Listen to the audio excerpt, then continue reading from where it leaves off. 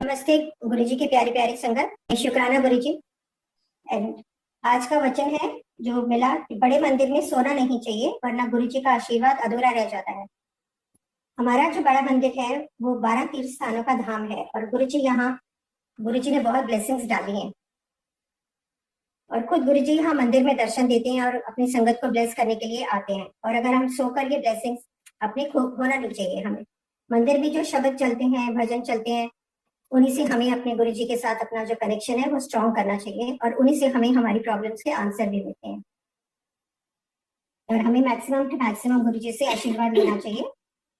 और जो हमें अगर हम सो जाते हैं तो आशीर्वाद हमारे अधूरे रह जाते हैं। और शुक्राना multilingual group, Suresh Vasan uncle और सारे सेवादारों का जो आप इतनी डेडिकेशन के साथ इस ग्रुप को आगे बढ़ा रहे हो। और जो कुछ भी हमारी आगे आने वाली जनरेशन है उसके लिए ये बहुत जरूरी है कि उनको गुरु जी के वचन और गुरु जी की जो महिमा है उसका इंफॉर्मेशन और नॉलेज मिले। और जो भी आप ये ट्रांसलेशन कर रहे हो ये तो बहुत ही अच्छी बात है, ताकि बहुत सारे रिलीजन और बहुत सारी लैंग्वेजेस ये पढ़ेंगी और वो अंडरस्टैंड कर पाएंगी। जय गुरु जी। अंकल जी, अगर अब आपकी इजाजत हो तो मैं सत्संग स्टार्ट करूं। जी आंटी जी। जी अंकल। जय गुरु जी। संगत जी, सॉरी गुरु जी अगर मैं कुछ गलत बोल जाऊं। क्या करें, आपकी बख्शिश हजार और हमारी जुबान बहुत छोटी है, समझ नहीं आता कि शुरू कहाँ से करूं मेरे मालिक। अब 2001 में गुरु जी का बुलावा आया और शुक्राना उन आंटी का जो मुझे वहां ले गए। उन दिनों मेरी छोटी बेटी की शादी की बातचीत हो रही थी उन्हीं आंटी की बेटी के साथ। तो ऑब्वियसली उन्होंने गुरु जी से बातचीत की होगी, तो गुरु जी ने बोला मुंडे दी मारो लेके आए थे। तो वो आंटी मुझे बुला के ले गई। एक दो बारी उन्होंने बोला कि हमारे गुरु जी बुला रहे हैं, चलो आप। तो शुरू शुरू में थोड़ी हिचकिचाहट या कुछ भी कह लो, हम नहीं जा पाए। फिर तीसरी बारी फिर आंटी ने बोला तो हम आधे रास्ते में मिले और एम्पायर स्टेट की तरफ चले गए। वहां जाके पहली बार गई, नहीं कहूंगी कि क्या हुआ, लेकिन कुछ ऐसा ही लग रहा था कि जैसे ये जगह जाने पहचाने से है, ये रूप भी मेरा जाना पहचाना से है, क्योंकि बचपन से ही मैं साईं बाबा के मंदिर रोज जाती थी। तो अजीब सा पीस भी मिला और कुछ कंफ्यूजन भी थी। एनीवे, लाइन में लगे हुए थे तो लाइन में आगे पीछे में और वो आंटी हो गए और फिर हम गुरु जी के चरण छूके। जैसे जैसे इशारा होता गया हम लोग बैठते गए। थोड़ी देर के बाद गुरु जी ने प्रसाद देने के लिए लाइन लगवाई। तो वहां गुरु जी तब अपने हाथ से कभी हलवा प्रसाद, कभी जलेबी, कभी कुछ न कुछ देते रहते थे। तो वो प्रसाद लेके गुरु जी के छोटे छोटे हाथों से थोड़ा थोड़ा प्रसाद मिलता था, लेकिन बाहर पहुंचते पहुंचते तक वो हमारी मुट्ठी और हाथों में इतना भर जाता था कि हम लोग वो एक हाथ में नहीं रख पाते थे और स्ट्रेट अवे वो लगाना पड़ता था। खैर वो खा पी के हाथ साफ करके फिर हमारे लंगर के राउंड लगते थे। तब लंगर खाया, जिस राउंड में भी बारी आ गई, डिपेंडिंग की कितनी संगत है उस टाइम पे, तो हम लोग लंगर के लिए बैठ जाते थे। अब लंगर के बाद फिर लाइन लगी कि गुरु जी से आज्ञा लेनी है। तो उस टाइम गुरु जी कोई कोई संगत को बिठा लेते थे, किसी किसी को वो भेज देते थे। अब पहली बार में गुरु जी और मैं वो आंटी इकट्ठी थी जब माथा टेकने के लिए लंगर के बाद। तब आंटी ने गुरु जी को बताया कि उन्होंने मुंडी दी मां। तो गुरु जी कहते मैंने पता है कि ना। तो उन्होंने बोला कि ना रूपा तो चंगा बैठ जाओ। तो हम लोग सब वहां बैठ गए। फिर काफी देर बैठे रहे रात को 12 साढ़े 12 बजे तक। काफी संगत को छुट्टी मिल गई, हम लोग बैठे हुए थे और भी थोड़ी संगत थी। तो बैठे रहे फिर बहुत देर के बाद गुरु जी ने बोला चलो जाओ फिर छुट्टी। चले गए हम लोग। फिर तो एक बारी फिर अगले हफ्ते फिर हम पहुंच गए, क्योंकि अब बातचीत उन्होंने भी करनी थी। अब आगे क्या करने है गुरु जी, शादी की डेट करनी है, मुंडे की माँ पसंद आई कि नहीं आई, मुंडा पसंद है कि करना है कि नहीं करना। इसी तरह चलते चलते 2-3 हफ्ते और निकल गए और फिर आंटी ने गुरु जी से शादी की डेट पूछी। गुरु जी ने उनको बताया कि जिਵੇਂ भी कर लो। तो तब तक हमारी थोड़ी बहुत बातचीत हो चुकी थी डेट के बारे में। तो मैं ये लोग चाहते थे जैसे कि दिसंबर के फर्स्ट वीक में शादी हो जाए या सेकेंड वीक हो जाए, जैसे नॉर्मल होता है कि 12-13 के बाद फिर शादियां नहीं करते। और मुझे था मेरी सारी फैमिली अब्रॉड है, एक ही मेरा रियल ब्रदर है और वो रहता कनाडा में, और उसके बच्चे तब स्कूल और यूनिवर्सिटीज में थे और बाकी मेरे जितनी भी फैमिली थी सब कोई काम वाले हैं, तो क्रिसमस हॉलीडेज में ही सब आ सकते थे। तो मैंने इनको बोला कि दिसंबर एंड में ही हम रख सकते हैं, उससे पहले हम लोग नहीं रख सकते, क्योंकि ऑब्वियसली मेरे घर में पहली पहली एक मेरे बेटे की शादी है, तो मैं चाहूंगी मेरा रियल ब्रदर और फैमिली आए। तो जब इन्होंने गुरुजी से बात करी तो हम दोनों ही वहाँ गुरुजी के चरणों के पास बैठे थे। तो आंटी ने बताया कि हम लोग ये चाहते हैं, तो गुरुजी ने कहा एक ही चाहते हैं। तो आंटी ने बोला कि ये लोग तो दिसंबर एंड की बात कर रहे हैं। तो गुरुजी कहते चंगा कोई गल नहीं, तो दिसंबर एंड कर देना, क्योंकि गुरुजी ने कभी भी कोई तारीख डेट कलर वगैरह किसी बात का कोई वो नहीं था, परहेज नहीं किया था, ना ही वो मानते थे इन बातों को। बिकॉज कोई करिए दिसंबर एंड कर लेना। तो जी हम लोगों ने 25 दिसंबर की डेट फिक्स करे। अब 25 दिसंबर की डेट तो फिक्स हो गई, शादी की तैयारी भी शुरू हो गई, सब कुछ हो गया। और उस दिन गुरुजी ने कितनी संगत को ब्लेस किया, कितनी संगत को कहाँ कहाँ से ब्लेस किया, इस बात का अंदाजा हम लोग नहीं लगा सकते। वो मेरे को आंटी की बोलते रहे कि हर रात को ना जैसे गुरुजी का फोन आ जाता था कि 25 कार्ड और भेज देना, 50 कार्ड और भेज देना। तो करते करते उन्होंने काफी संगत को शादी के कार्ड बांटे, और इधर से मेरी भी गेस्ट लिस्ट बढ़ती चली जा रही थी, क्योंकि ऑब्वियसली जितने रिलेटिव थी वो सब आने को तैयार हो गए कि अब इनके घर में शादी है तो जाना पड़ेगा। कईयों ने अपने ट्रैवल प्लान्स चेंज भी करे कि उनका कैसे बना होता, क्योंकि क्रिसमस हॉलीडेज होते हैं। अब करते कराते काफी संगत भी बुलाई गई, मेरी भी गेस्ट लिस्ट हो गई। खैर शादी भी बहुत अच्छे से हो गई, गुरुजी आए, ब्लेस किया बच्चों को, संगत को भी ब्लेस किया। अब इतनी संगत जो उन्होंने ब्लेस करी उसका ये रीजन था कि 26 तारीख को सुनामी आया था और कई लोगों का वहां पे थाईलैंड जाने का प्रोग्राम बना हुआ था, जो गुरुजी ने कैंसिल करवाया शादी के कार्ड देके, क्योंकि गुरुजी का शादी का कार्ड मिलना is not a small thing. इसका मतलब कि गुरुजी चाहते हैं कि आप बाकी अपने सारे प्रोग्राम चेंज करके और जो गुरुजी का बुलावा है वहां पे बैठो आके। और कई लोगों ने अपने प्लान्स चेंज करे और हम अपना दिल्ली में ही रह गए और फिर वहां नहीं गए। और कितना सुनामी आया, आप लोगों ने सबने सुना ही होगा, कितनी जाने गई, कितनी प्रॉब्लम्स पड़ी। और यहाँ पे फिर जितने भी लोग बैठे थे गुरुजी ने सबको ब्लेस किया, बहुत देर बैठे रहे शादी पे और फिर वो चले गए। शादी बहुत अच्छे से गुरुजी के आशीर्वाद से निपट गई। अब उन्हीं के ब्लेसिंग से बच्चे खुश हैं और सब लोग राजी खुशी रह रहे हैं। अच्छा, अब मेरी इंट्रोडक्शन गुरुजी से हो तो गई शादी के दिनों में, लेकिन मुझे आपको मैं बता रही थी कि ऐसे नहीं लगा कि जैसे मैं पहली बार यहाँ आई हूँ, क्योंकि गुरुजी का साईं बाबा का कनेक्शन, इतना मेरा साईं बाबा का कनेक्शन था कि मैं मतलब अब 15 साल से रोज साईं बाबा के दर्शन के लिए जाती थी, चाहे रात हो चाहे दिन हो। एक बार मैंने अटेंडेंस लगानी ही लगानी है वहां पे, चाहे मंदिर बंद भी होता था तो मैं गेट के बाहर से मत्था टेक के आ जाती थी। तो इसलिए मुझे बिल्कुल ऐसे ही लग रहा था कि जैसे यहाँ पे कुछ चीज फेमिलियर है। तो वही सोच सोच के माइंड में बैठे बैठे हम लोग कब वहां साईं बाबा के मंदिर से हम गुरुजी के मंदिर की तरफ पहुंच गए मालूम नहीं पड़ा। और बिल्कुल सब बड़ा अच्छा लगने लगा, रोज अपना हफ्ते में कभी एक बारी कभी दो बारी, तो जब हुआ चले गए। ना थर्सडे ना फ्राइडे से कुछ नहीं देखना, अपना गाड़ी उठानी हम लोगों ने, और एक दो तीन आंटियां और हम लोग अंकल मिलके सब लोग, मेरी बड़ी वाली डॉटर लॉ भी बड़ी कनेक्टेड है गुरुजी से, उनको लिया, हम लोगों ने सब इकट्ठे चले जाते थे वहां, लंगर प्रसाद खाया। कभी तो म्यूजिकल चेयर्स की तरह गुरुजी ने छुट्टी कर दी और कभी वो बिठा लेते थे। अब एक दिन यूं ही बैठे बैठे,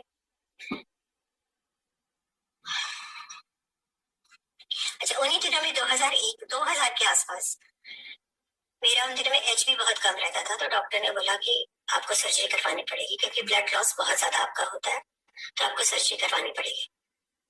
तो यही डामाडोल चल रहा था कि सर्जरी नहीं, कौन कराएगा, मतलब और कोई कॉम्प्लिकेशन हो जाएगी, एवरीबडी इज अफ्रेड कि सर्जरी ना ही हो तो बेटर है।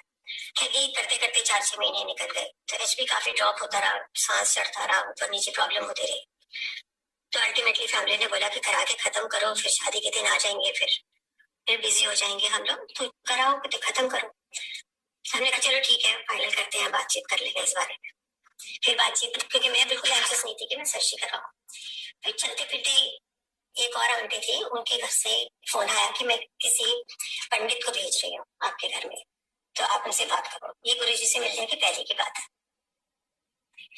तो हमने कहा ठीक है आप भेज दो। वो पंडित जी आए और वो फेस रीडर थे एक्चुअली। तो 2 मिनट के बाद ही वो मुझे कहते हैं कि आंटी अभी ना इस साल फरवरी के आसपास you will go under the knife, मतलब nothing can stop this surgery, आपकी कोई ना कोई सर्जरी तो होनी ही होनी है। और अब मैं बड़ी कन्विंस की, उनको कैसे पता मेरी सर्जरी होनी है, हम तो ऑलरेडी सोच ही रहे थे। हमने कहा चलो फिर भी ठीक है, हमने कहा थैंक यू वेरी मच, और जो उन्होंने 2-4 बातें बोलनी थी बोली, अपना दक्षिणा ली और चलते बने। अब वो भी चले गए, फिर गुरु जी का बुलावा आ गया, फिर शादी भी हो गई। ये करते करते 1.5 साल निकल गया और उस सर्जरी के बारे में हम भूल गए। और वो छोटी मोटी जो कॉम्प्लिकेशन HB की, ऑक्सीजन की, ये सब चल रही थी, वो कब कहाँ गायब हो गई इसका पता ही नहीं हमें। तो आज तक मेरी सर्जरी नहीं हुई जो उस टाइम पे 2000 में होनी थी। ये है गुरु जी की मेहर, वो कब बुला के आपको कब क्योर कर देते हैं, कब ब्लेस कर देते हैं, ये हम लोगों के सोचने की बाहर की बात है। इसी तरह से गुरु जी के दरबार में जब हम बैठे होते थे, लंगर प्रसाद से पहले शब्द चल रहे होते थे, तो ये मेरी 4थी या 5वीं मीटिंग की आपको मैं बात बता रही हूँ कि अंकल एक आए और गुरु जी के हाथ में एक लिफाफा पकड़ा के, ब्राउन कलर का थोड़ा बड़ा सा। गुरु जी ने थोड़ी देर तो लिफाफा अपने हाथ में रखा, फिर संगत की तरफ देखते रहे बारी बारी सबको करके, आंखें अपनी घुमा घुमा के दूर दूर तक देखते रहे। फिर वो एक एक को इशारा करके अपने छोटी सी उंगली से बुलाते और लिफाफे में से एक लिफाफा निकाल के उनको दे देते, फिर दूसरे को बुलाते। तो मेरे 5-6 या 7 लिफाफे रहे होंगे उसके अंदर। अब थोड़ी देर के बाद गुरु जी ने मुझे इशारा किया। मैंने सोचा था कि शायद कोई शादी के कार्ड वार्ड होंगे, गुरु जी बांट रहे होंगे, तो मुझे तो नहीं देंगे कि मैं तो बिल्कुल अभी नहीं हो, 4थी या 5वीं बार आई हूँ, तो मुझे तो नहीं मिलेगा। एनीवे, तो गुरु जी ने मुझे इशारा किया तो मैं समझ नहीं पाई। फिर मैंने साथ वाली आंटी को बोला, मैं शायद आपको बोल रहे हैं। तो आंटी कहती नहीं आंटी आपको बुला रहे हैं। अच्छा, तो मैं चली गई। अब गुरु जी के पास जाने से डर भी लगता था कि गलत बुला रहे हो, किसी को डांट पड़ जाएगी या कुछ। तो फिर गुरु जी ने इशारा किया, फिर मैं चली। फिर वहां जाके जब गुरु जी के चरणों के पास बैठी तो उन्होंने लिफाफे में जो लिफाफा पड़ा था छोटा, वो उठा के मुझे दे दिया। वो लेके मैं गुरु जी की आशीर्वाद लेके वापस आ गई, अपनी जगह में बैठ गई। तब उस टाइम तो किसी की हिम्मत नहीं होती कि लिफाफा खोल के देखो कि इसमें क्या है क्या नहीं है। उसके बाद हमने लंगर प्रसाद किया, गुरु जी से प्रसाद लिया, आज्ञा दी गुरु जी ने। हम आ गए गाड़ी में, हमने आके खोला कि देखा लिफाफे पे इतना सुंदर गुरु जी का ब्लैक एंड व्हाइट स्टोल में, जो गुरु जी का चेकर्ड स्टोल है उसका स्वरूप। ये मुझे 4थी या 5वीं बारी में मिला। मैं तो बड़ी खुश।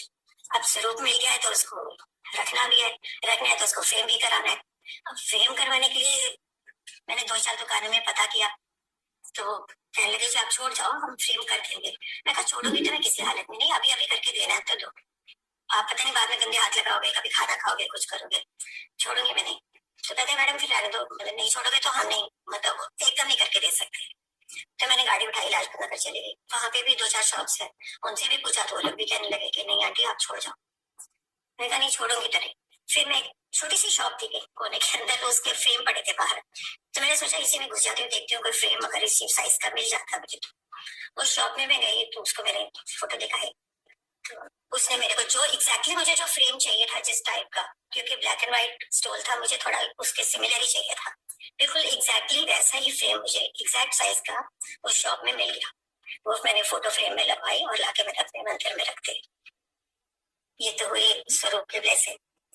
फिर इसी तरह थोड़े महीने और निकल गए, तो हम लोग ऐसे ही बैठे हुए थे। तो गुरु जी से जब प्रसाद मिलता था तो हुक्म होता था कि जो प्रसाद गुरु जी ने अपने हाथों से दिया है वो आप बाहर जाके खा के हाथों के वापस आओगे। तो वो हलवा प्रसाद होता था, वैसे भी तुम कहीं रख तो सकते नहीं थे, वो हम लोग खा लेते थे। अब एक दिन मिल गए हमें बर्फी के पता नहीं लड्डू, काफी बड़ा सा था, बन गया जाते जाते तक। तो मुझे भी लालच आया, मैं कहा चल थोड़ा सा ना मैं घर में अंकल के लिए या जो बच्चे नहीं आ पाए जो अभी तक उनके लिए ले जाती हूँ। तो मैंने वो अपने ना नैपकिन में लपेट के पॉकेट में रख लिया। आगे में बैठ के चुपचाप से लंगर करने के लिए सोचा कि लंगर कर लेंगे, फिर उसके बाद जैसे भी गुरु जी क्या क्या तो करके हम चले जाएंगे। अब जब आपको कोई एक टक देख रहा होता है तो आपको इस बात का बिल्कुल एहसास हो जाता है कि आपको कोई देख रहा है। और जब मैं लंगर कर रही थी तो मुझे लग रहा था कि जैसे गुरु जी ना मुझे एक टक देखे जा रहे हैं, जैसे चोर की दाढ़ी में तिनके वाला हालत है, वैसी मेरी हालत हो रही थी। और मुझे लग रहा था कि जैसे गुरु जी ने मेरी चोरी पकड़ लिया कोई, तो वही हाल हुआ। लंगर हो गया, तो गुरु लंगर प्रसाद के साथ भी जो मीठा मिलता था वो भी खा लिया। तो सडनली अंकल खड़े होके कहते हैं कि गुरु जी कह रहे हैं जेड़े जेड़े ने प्रसाद जे भाई छुपाया वो अच्छी खाते जाओ। मेरी तो हालत ऐसी हो गई वहां पे कि अब मैं डर के मरी कि निकालूं कैसे। पॉकेट में से गुरु जी भी देख रहे हैं, कह रहे अब गुरु जी को तो पता ही था। फिर मैंने चुपचाप पॉकेट में से निकाला नैपकिन, अपना जो लड्डू प्रसाद या जो भी था खाया वहीं पे, और गुरु जी से हाथ जोड़ के वहीं पे माफी मांगी और प्रसाद खत्म करके फिर लंगर हम लोग आज्ञा लेने चले आए। तो गुरुजी ने उस दिन हमें बिठा लिया वहाँ। बहुत देर बैठे रहे। फिर गुरुजी जैसे अभी फिर बोल देते थे कि चलो सॉरी संगत जी, मेरा गला थोड़ा ड्राई हो जाता है, इसलिए कुछ पानी के लिए पड़ता है, ठीक है। ऐसे ही गुरुजी वहाँ बिठाए रखते थे और फिर बाद में कह रहे थे कि चलो जाओ, हो गया छुट्टी थोड़ी, चलो हम जाओ शॉपिंग करो, ऐश करो, तैयारियां करो। तो इसी तरह से हम लोग अपना टाइम निकलता गया, बैठे रहे, कभी आ जाते। हमेशा यही होता था कि प्रकाश के लंगर प्रसाद के बाद गुरुजी हमारी छुट्टी न करें, क्योंकि मन ही नहीं होता था वहां से उठ के आने। इसी तरह चलते चलाते भी बहुत थोड़े हफ्ते निकल गए। एक अंकल गुरुजी के हाथ में पाउच पकड़ा के गए। पाउच गुरुजी ने खोला और अपना हाथ उसमें डाल दिया। इसी तरह से गुरुजी आधा घंटा दर्शन चलते रहे, गुरुवान चलते बैठे रहे। देखा मैंने काफी टाइम गुरुजी का हाथ पाउच में था। बहुत देर के बाद गुरुजी ने एक एक संगत को कभी पीछे से, कभी ऊपर से, कभी कहीं से बुलाना शुरू किया और वो निकाल के पाउच से एक वो भी था वो देते रहे। मैं गुरुजी के बिल्कुल चरणों के पास ही बैठी हुई थी, तो मन में सोच रही हूँ कि गुरुजी इतनी दूर दूर से बुला के दे रहे हैं, तो मैं तो दिख ही नहीं रही गुरुजी को, क्योंकि मन में हमेशा लालच होता है और पता है कि गुरुजी अगर कुछ दे रहे हैं तो it has to be a blessing. तो थोड़ी देर बाद पता नहीं क्यों मेरी आंखों में से आंसू आने शुरू, तो मैं रोने लग गई। वहां रो ही रही थी ऑब्वियसली। तो काफी टाइम ऐसे निकल गया। फिर मुझे लगा कि जैसे गुरुजी एक टक मुझे देख रहे हैं और उनके हाथ में जाकर जो भी चीज थी उसको ऐसे ऐसे करके अपने अंगूठे और बड़ी उंगली के बीच में ऐसे रगड़ रहे थे, मल रहे थे। तो बहुत देर के बाद मेरी तो आंखें नीचे हो गई, हिम्मत भी बढ़ी थी कि मैं गुरुजी की आंखों में आंखें मिला सकूं। कोई भी नहीं मिला सकता था एक्चुअली। तो थोड़ी देर बाद एक आंटी ने मुझे हिलाया और बोला कि आंटी आपको गुरुजी बुला रहे। मैंने ऊपर देखा तो देखा गुरुजी मुझे इशारा कर रहे थे। फिर मैं उठ के गुरुजी के पास गई तो गुरुजी ने वो उठा वो पाउच चट्टानों के हाथ में छोटा सा पूनत मेरे हाथ में रख दिया। मैंने वो चुपचाप से अपनी मुट्ठी बंद करी और आके अपनी जगह पे बैठ गई। आके जैसी बैठ गई इतनी जोर से मुझे रोना आना शुरू हो गया। तो गुरुजी के हमेशा गुरुजी हमारे मन की बात जो है वो एक तरह उनको पता लग जाती है। फिर मैंने वो पकड़ लिया और बाद में जब हम लोग लंगर प्रसाद लेके बाहर गए खाने के लिए, तब मैंने देखा तो गुरुजी का बहुत ही सुंदर छोटा सा सिल्वर में लगा हुआ स्वरूप था गले में डालने के लिए।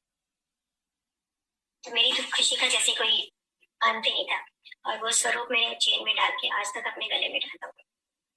बीच में कुछ टाइम के लिए उसका एक छोटा सा कुंडा ढीला हो गया, तो मैंने उठा के ना उसको अलमारी में रख दिया कि कहीं कहीं गिर ना जाए या टूट ना जाए। एक बार उसको ठीक भी करवाया, फिर भी वो थोड़ा कहीं से वीक रह गया। तो फिर मैंने उसको अलमारी में रख दिया, कहीं से गिर ना जाए कहीं। गुरु जी की दी हुई ब्लेसिंग है।